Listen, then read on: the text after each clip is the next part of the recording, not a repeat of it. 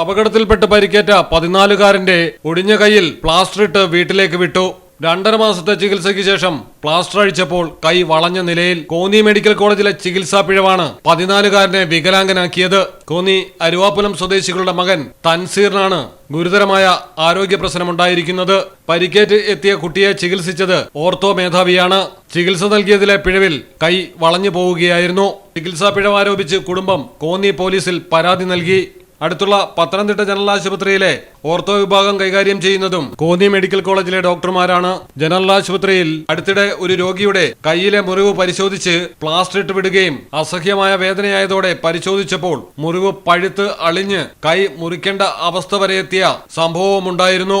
നിരന്തരം സിസ്റ്റം തകരാറായിക്കൊണ്ടിരിക്കുന്ന ആരോഗ്യ മേഖലയിൽ ഇത്തവണ വളവാണുണ്ടായിരിക്കുന്നത്. ഇരകളാകുന്നതാകട്ടെ വലിയ ആശുപത്രികളിൽ ചികിത്സയ്ക്ക് പോകാൻ ആവതില്ലാതെ സർക്കാർ ആശുപത്രികളെ ആശ്രയിക്കുന്നവരും. മലയാളം ടെലിവിഷൻ, പത്തനംതിട്ട. നാട്ടിലെവിടെയാ?